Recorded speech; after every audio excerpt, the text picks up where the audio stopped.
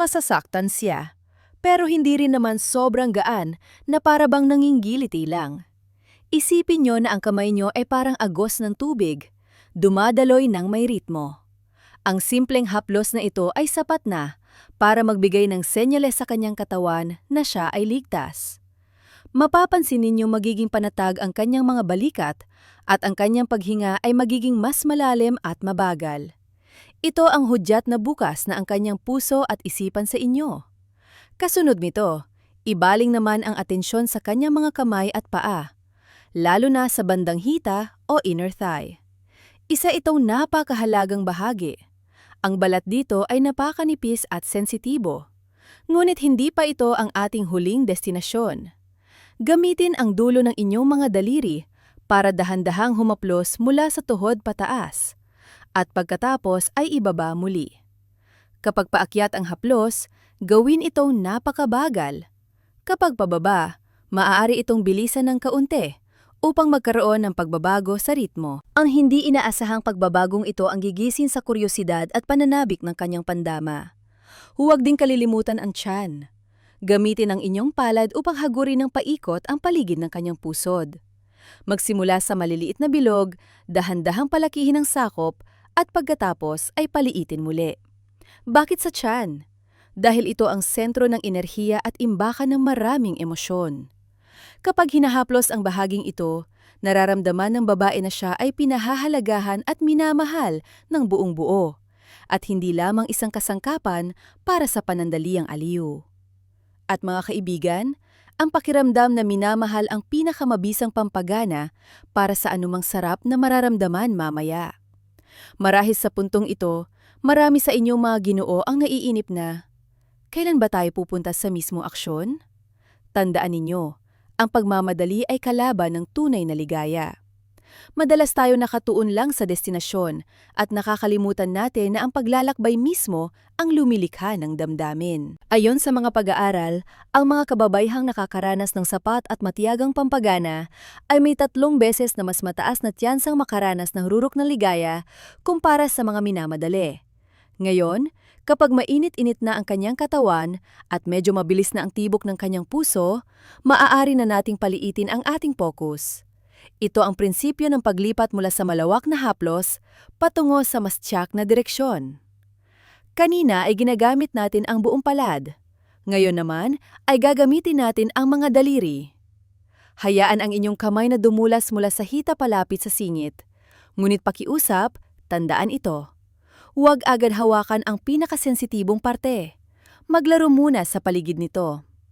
Isipin niyong naglalakad kayo sa labas ng isang mahiwagang hardin, ngunit hindi pa kayo pumapasok sa gate. Gamitin ang daliri para dahan-dahang haplusin ang bandang puson kung saan may malalambot na buhok. Napakagaan lang na para bang nagpapagpag ka lang ang alikabok o isang nahulog na talulot ng bulaklak. Pagkatapos bigla kayong huminto. Opo, ang paghinto ay isa ring mabisang tehnik. Ang biglaang pagtigil ay lumilikha ng pananabik na magtutulak sa kanyang katawan na kusang mag-inat para hanapin ang init ng inyong kamay. Doon nyo malalaman na siya ay handang-handa na. Ngayon, pag-usapan natin ang lihim na hardin sa mas detalyado at siyentipikong paraan. Marami ang nag-aakala na ang maliit na umbok na nakikita ng mata ay iyon na ang buong klitoris. Maling-mali po yun. Iyon ay parang dulo lang ng malaking tipak ng yelo. Ang malaking bahagi ng kahangahangang organ na ito ay nakatago sa ilalim ng balat, nakapalibot sa daanan at umaabot pababa sa magkabilang gilid. Isang buong network ng mga ugat ang naghihintay na gisingin, hindi lamang ang maliit na tuldok na iyon.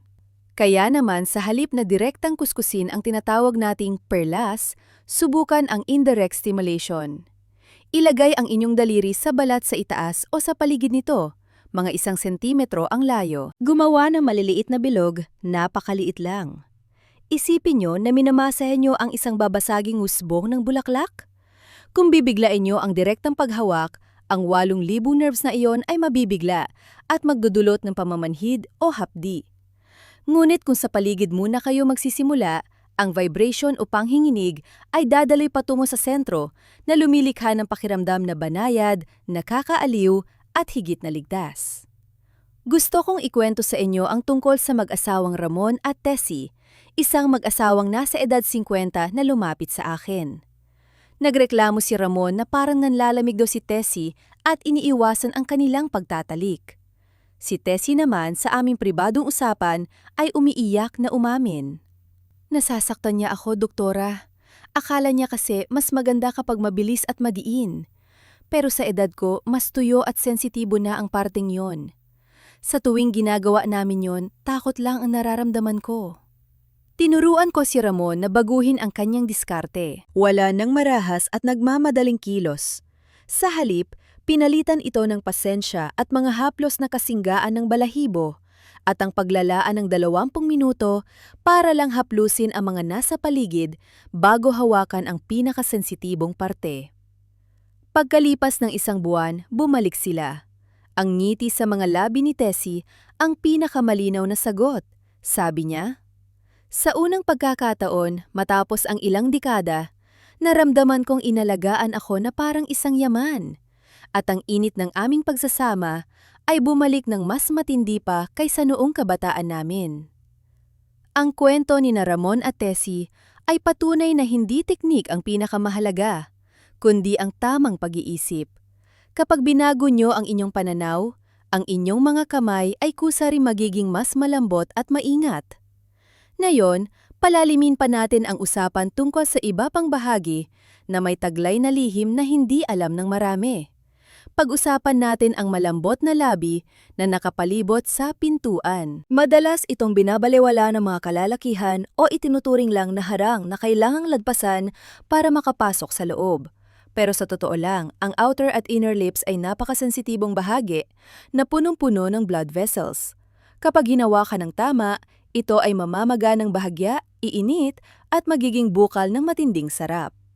Kailangan ng iba yung pag-iingat sa bahaging ito. Gamitin ang hilalaki at hintuturo, dahan-dahang ipitin ang labi, tandaan, dahan-dahan lang, sapat lang para maramdaman ang lambot nito, siya kahaplusin mula taas pababa. Huwag pipisil ng madiin, isipin niyong humahaplos kayo ng mamahaling seda. Pwede niyo rin itong banatin ng bahagya, tamang-tama lang ang higpit, tapos ay bitawan. Ang pagpapalit-palit ng banat at luwag ay gigising sa mga ugat sa napaka-espesyal na paraan.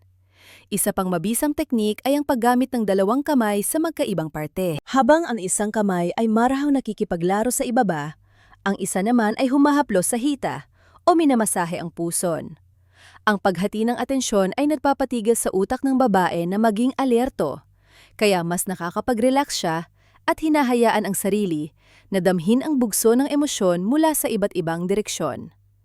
Para itong isang orkestra, sabay-sabay tumutugtog ang mga instrumento para lumikha ng magandang musika. At dito papasok ang isang mahalagang bagay, ang natural na pampadulas. Sa edad ng middle age, dahil sa pagbabago ng hormones, maaring mas matagalan bago maging basa ang kanya.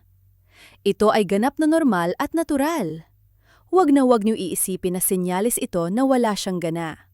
Kung tuyo pa, huwag pilitin ang pagkikiskisan. Mabilis ito makakasugat. Gumamit ng lubricant o gel o mas mainam, habaan pa ang pasensya sa foreplay.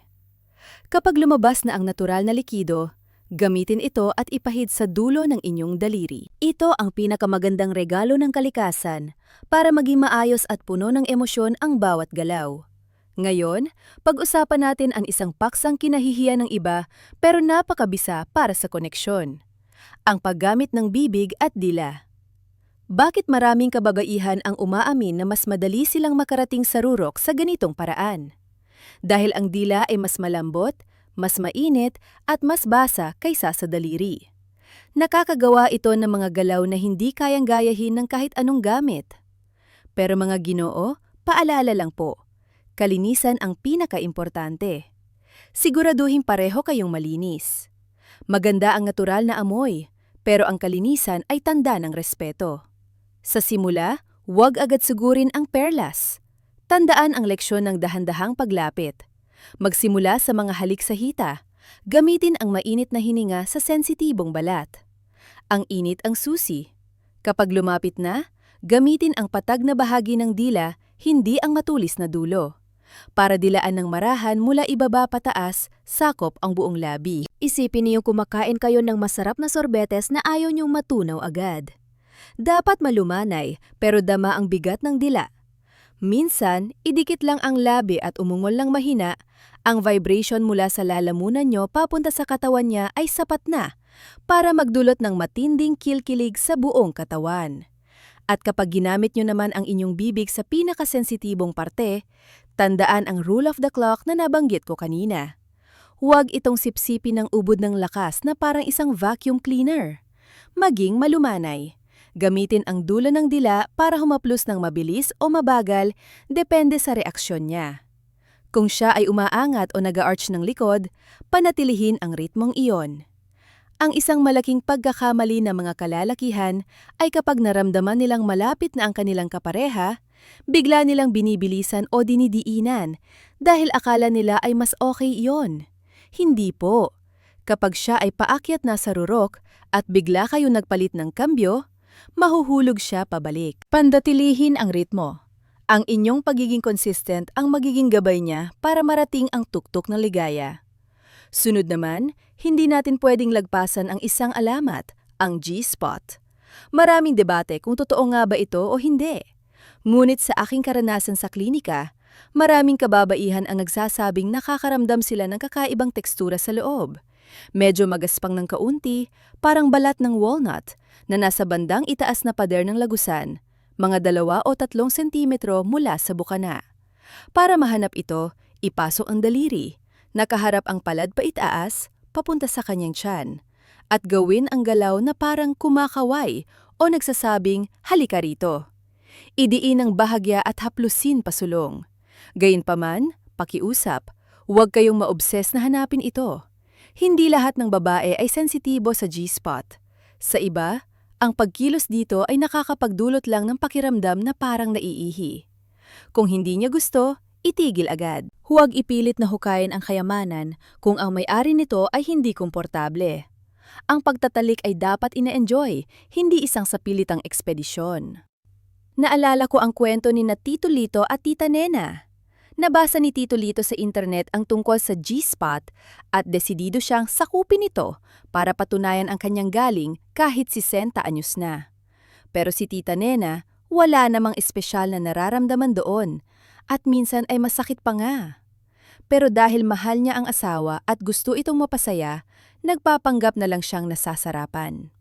Kalaunan, ang oras sa kwarto ay naging pabigat na lang. Isang palabas kung saan napilitang mag-artista si Tita Nena. Nang makausap ko sila, doon lang lumabas ang totoo. Gulat na gulat si Tito Lito. Akala ko gustong-gusto mo yun. Ang aral dito? Huwag mas maniwala sa libro o sabi-sabi kaysa sa reaksyon ng inyong asawa na nasa inyong mga bisig. Dito papasok ang isang elementong mas mahalaga pa sa anumang teknik, ang komunikasyon at pakikinig sa katawan. Maraming mag-asawang tumatanda ng magkasama, pero pipi naman pagdating sa loob ng kwarto. Nahihiya tayong sabihin kung ano ang gusto natin. Naglalaro tayo ng hulaan, at madalas, mali ang hula. Pero ang komunikasyon ay hindi kailangang maging mahalay o masyadong madaldal. Maaari itong idaan sa malambing na bulong. Kamusta ang pakiramdam mo? Ayos ba dito? Gusto mo bang mas dahan-dahan? Ang mga tanong na ito ay may kapangyarihang magpatibay ng inyong koneksyon. Bukod sa salita, pag-aralang basahin ang lengguwahe ng katawan. Kung ang hininga niya ay bumibilis, may impit na ungol, at ang katawan niya ay bumabaluktot papalapit sa inyo, green light yon. Ituloy nyo lang. Tama ang ginagawa nyo. Kung siya ay hindi gumagalaw, naninigas ang kalamnan o lumalayo, red light yon. Hindi siya komportable. Baguhin ang ginagawa o huminto muna. Ang lalaking may malasakit ay nakaririnig sa sinasabi ng katawan ng kanyang asawa kahit walang lumalabas na salita sa bibig nito. Isa pang sikreto para mapataas ang antas ng inyong pagniig ay ang kapaligiran. Ang mga babae ay sensitibo sa pandinig, pang-amoy at sa ayos ng paligid. Ang nakakasilaw na puting ilaw ng fluorescent ay papatay sa romantikong damdamin at magpapakita ng mga marka ng edad sa katawan na magdudulot sa kanya ng hiya. Gumamit ng dim light o lampshade na may madilaw na ilaw o kaya ay magsindi ng kandila. Ang malabong ilaw ay nagpapaganda sa paligid, nagtatago ng mga imperpeksyon at nagbibigay ng mainit na pakiramdam. Ganon din sa amoy. Ang kaunting amoy ng lavender ay nakaka-relax o ang yelang-yelang na kilalang pampagising ng damdamin. Siguraduhin ding tama lang ang temperatura ng kwarto, medyo malamig ng kaunti para maghanap ang dalawang katawan ng init sa isa't isa, pero wag naman sobrang lamig na manginginig siya. At huwag kalimutang magligpit. Ang tambak na damit o kalat sa sulok ng kwarto ay makakaagaw ng atensyon ng babae. Mahihirapan siyang mag-relax kung iisipin niyang makalat pa ang bahay. At higit sa lahat mga kaibigan, ang pinakamahalagang kapaligiran ay ang emosyonal na kapaligiran. Kahit gaano pa karaming kandila o ganda ng tugtog, kung sa pagitan nyo ay may tampuhan o sama ng loob na hindi pa naaayos, walang silbi ang lahat ng teknik. Bago pumasok sa kwarto, magkonekta muna kayo sa sala o sa hapagkainan. Maglaan ng oras para mag-usap, kumustahin ang araw ng isa't isa at tumawa sa mga simpleng kwento. Ang pisikal na intimasya ay karugtong lang ng emosyonal na intimasya. Kapag nagtagpo na ang inyong mga kalooban, saka palang magkakasundo ang inyong mga katawan. Huwag tipirin ang papuri. Ang ganda mo ngayon. Mahal kita. Salamat at nandyan ka. Ang mga simpleng linyang ito ang pinakamabisang pampakalma para maisantabi ng babae ang kanyang mga alalahanin at ibigay ang buong atensyon sa inyo. Yakapin niyo siya. Bago simulan ang anumang sexual na gawain, yumakap lang muna. Isang mahigpit na yakap na tatagal na hindi bababa sa 20 segundo. Napatunayan ng siyensya na kapag yumakap ng matagal, naglalabas ang utak ng oxytocin, ang hormone ng pagmamahal at pagtitiwala. Hayaang magsabay ang tibok ng inyong mga puso at maging payapa ang inyong paghinga. Ang simpleng gawang ito ay sapat na para sindihan ang init sa puso ng isang babae. Sa huli, gusto kong pag-usapan ang pundasyon ng bawat malusog na relasyon, ang pahintulot at respeto. Huwag na huwag isipin na porket matagal na kayong mag-asawa, ang pagtatalik ay isang obligasyon o karapatan na dapat ibigay agad. Hindi po. Ang bawat pagtatalik ay pagkakataon kung saan kayo ay pinapayagan ng inyong kabiyak na pumasok sa pinakapribado niyang mundo. Pahalagahan ninyo ang pribilehyong iyon. Ang pahintulot ay hindi lang basta hindi pag hindi, kundi isang masiglang oo. Maging sensitibo sa nararamdaman ng inyong misis. Kung pagod siya, hayaan siyang magpahinga. Kung masakit, itigil agad. Ang pamimilit o paggawa nito para lang matapos ay lilika ng mga sugat sa damdamin na mahirap gamutin. Ang respeto ay naipapakita rin sa hindi pagkumpara. Huwag ikumpara ang inyong asawa sa mga hindi makatotohanang ganda na nakikita sa pelikula o sa itsura niya noong 25 taong gulang pa siya. Ang katawan ng tao ay magbabago sa paglipas ng panahon. Ang mga kulubot, ang mga stretch marks, ang paglawlaw ng balat, yan ay mga marka ng panahon, ng panganganak at ng sakripisyo para sa pamilya. Mahalin ninyo pati ang mga markang iyon. Kapag pinahalagahan ninyo ang kanyang katawan sa kasalukuyan, mararamdaman niyang siya ay maganda at kanais-nais. At maniwala kayo, wala nang mas gaganda pa sa isang babaeng may kumpiyansa sa sarili. Mga kaibigan, ang paglalakbay para muling buhayin ang init ng pagsasama sa edad na ito ay hindi isang karera. Ito ay isang mabagal at matamis na kanta. Huwag masyadong mapresyo na kailangang marating ang rurok o magawa ang ganitong posisyon. Ang layunin ay hindi ang finish line, kundi ang mga sandaling magkasama kayo. Nararamdaman ang init ng isa't isa at nararamdaman kayo ay minamahal at ninanais pa rin. Tandaan nyo, ang 8,000 nerve endings na yon ay hindi lang basta kable ng kuryente. Ang mga iyon ay pintuan papunta sa kanyang kaluluwa. Kapag hinawakan nyo ang mga iyon ng may pag-unawa, pagmamahal at respeto, hindi lang sarap ng katawan ang ibinibigay nyo. Kayo ay naghihilom, nag-aalaga, at nagpapadama ng pagmamahal sa kaluluwa ng inyong kabiyak. Huwag hayaang maging hadlang ang edad. Ang pagtatalik sa takipsilim ng buhay ay maaaring hindi na kasing liyab ng apoy sa dayami noong kabataan. Pero ito ay kasing init at kasing tagal ng baga. Mas malalim, mas mapag-unawa, at mas buo kung alam nating panatilihing buhay ang init. Umaasa ako na ang mga ibinahagi ko ngayon ay makatutulong sa inyo, lalo na sa mga Ginoo, na magkaroon ng bago at mas mapagmahal na pananaw sa katawan ng babaeng inyong minamahal. Subukan nyo itong gawin ngayong gabi. Magsimula ng mabagal, ng malumanay. Makinig at damhin. At makikita nyo, ang kaligayahan ay minsan nasa isang tamang haplos lang. Maraming salamat sa pakikinig sa ating usapan. Kung nakatulong sa inyo ang videong ito, huwag mag-atubiling pindutin ang subscribe button at ibahagi ito sa inyong kabiyak para sabay ninyong mapanood. Maaari itong maging magandang simula ng positibong pagbabago. Hangad ko ang patuloy na pag-alab ng pagmamahalan sa inyong tahanan. Paalam at hanggang sa muli.